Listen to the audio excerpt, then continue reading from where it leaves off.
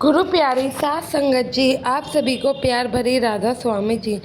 संगत जी, कोशिश करने वालों की कभी हार तो नहीं होती है, लेकिन कई बार ऐसा भी होता है सद्गुरु हमारे सामने ही खड़े रहते हैं और हमारी मदद करते हैं, लेकिन हम पहचान ही नहीं पाते हैं और फिर सद्गुरु से ही शिकायतें करते हैं कि उन्होंने हमारा इस प्रॉब्लम में साथ नहीं दिया। कभी भी उसी प्रॉब्लम को आप भविष्य में जाकर देखेंगे तो आपको पता लगेगा वो परेशानी आपके लिए आई थी तो अच्छा ही हुआ, क्योंकि उस समय ऐसा होना ही एक बेहतर था। यह साखी भी एक ऐसे ही सत्संगी की है।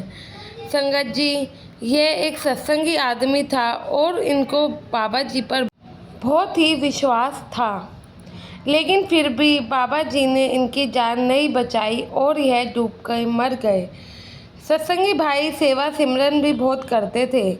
संगत जी, यह सत्संगी भाई ये गांव में रहते थे और एक दिन ये अपने घर के आंगन में बैठकर भजन सिमरन कर रहे थे।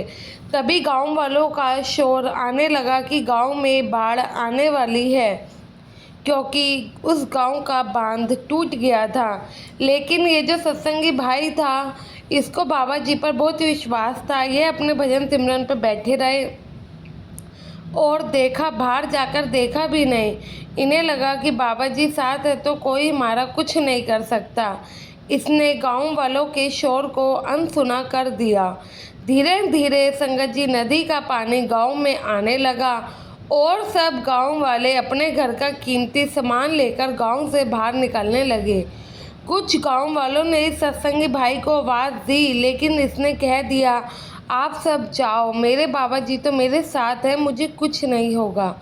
और यह कहकर सत्संगी अपने घर में ही बैठे रहे और भजन सिमरन करते रहे। धीरे धीरे अब पानी ज़्यादा बढ़ने लगा था। काफ़ी गांव खाली हो चुका था, लेकिन कुछ गांव वाले अभी भी गांव में ही रह गए थे।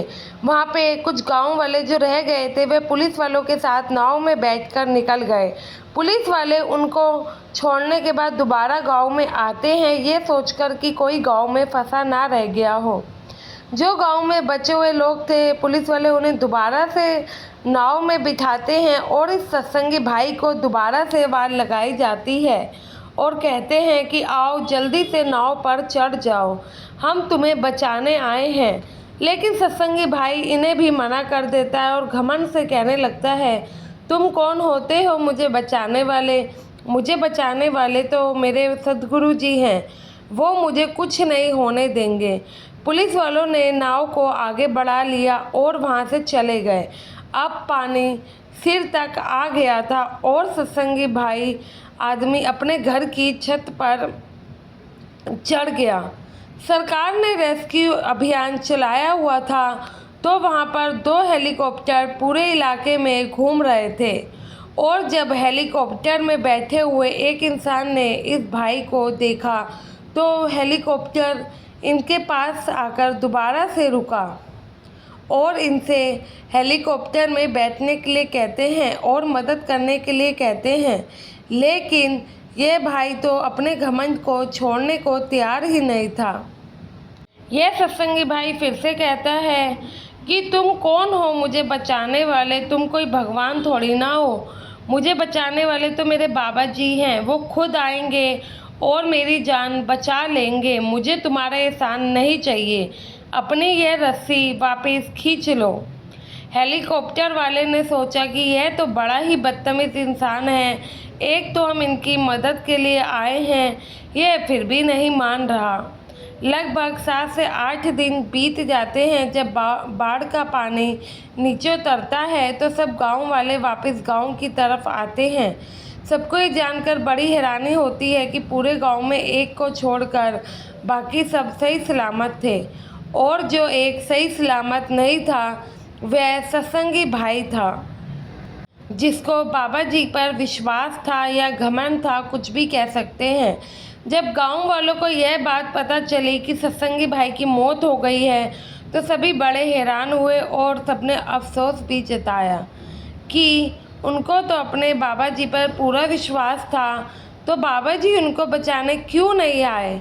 वो तो बार बार यही कह रहा था कि बाबा जी उसको बचा लेंगे। फिर ऐसा क्या हुआ जो सदगुरु जी ने उनकी जान ही नहीं बचाई। उसी गांव में कुछ और लोग भी बाबा जी से जुड़े हुए थे और उन्हें इस बात से जरा भी अचंभा नहीं हुआ कि बाबा जी पर विश्वास रखने के बाद भी बाबा जी ने उसकी मदद नहीं की, क्योंकि सब गांव वाले जानते थे। गांव वाले दूसरे सत्संगी लोगों के घर जाते हैं और उनसे पूछते हैं, क्या तुम्हारा बाबा इतना भी शक्तिशाली नहीं है कि वे अपने भक्त को बचा सके? तुम्हें पता है ना उस बेचारे को बाबा जी पर कितना विश्वास था। उसने सबको यह कहकर मना किया कि उसको बाबा बचा लेगा। यह सुनकर दूसरे सत्संगी थोड़ा हंसते हैं और गांव वाले ने हंसने का जब कारण पूछा तो सत्संगी कहते हैं, बाबा जी तो इसके पास 3-3 बार गए लेकिन ये उन्हें नहीं पहचान पाया, तो इसमें सतगुरु जी की क्या गलती? सत्संगी ने गांव के इसी आदमी की तरफ इशारा करते हुए कहा जिसने सबसे पहले मरने वाले सत्संगी को आवाज़ लगाई थी। उसने कहा कि सबसे पहले बाबा जी तेरे रूप में उसके पास गए थे लेकिन वह नहीं पहचान पाया और उसने मदद लेने से मना कर दिया। फिर बाबा जी ने पुलिस वालों का रूप लिया और इसके पास भेजा, लेकिन इसको फिर भी नहीं पहचान में आया कि सतगुरु ये हमारी मदद करने के लिए आए हैं। और जब पानी सर से ऊपर भी चले गया तो बाबा जी हेलीकॉप्टर में बैठकर मदद करने पहुँचे। उस भाई ने फिर से मना कर दिया और घमंड दिखाने लगा, अब तुम ही बताओ बाबा जी इसको कैसे बचाते और बाबा जी की क्या गलती? सदगुरु ने तो उसको बचाने की बहुत कोशिश करी थी ना, लेकिन वे खुद ही नहीं चाहते थे। बाबा जी कोई ना कोई रूप लेके आते ही हैं, कोई ना कोई बहाना बनाते ही हैं जिससे हमारी मदद हो सके। हम ही नहीं पहचानते हैं। जब उस भाई ने सदगुरु की पहचान ही नहीं की तो आखिर में आकर काल ने उसको अपने चंगुल में ले ही लिया। ये जवाब सुनकर गांव वालों की आंखें खुलती हैं और उनको समझ आता है जब मालिक हमारी मदद के लिए आता है तो हम ही नहीं पहचानते। हम तो मालिक को पुकारते हैं और मालिक किसी न किसी रूप में हमारी मदद करने ज़रूर आते हैं। बस हमें ही पहचान करनी आनी चाहिए। साथ संगत जी, कोशिश करने वालों की तो कभी हार ही नहीं होती है। मालिक सिर्फ उन्हीं का साथ देते हैं जिन्होंने खुद कोशिश भी करी हो। यह बात हमेशा याद रखनी चाहिए कि हाथ पे हाथ रखकर बैठने वालों के साथ मालिक कभी नहीं है।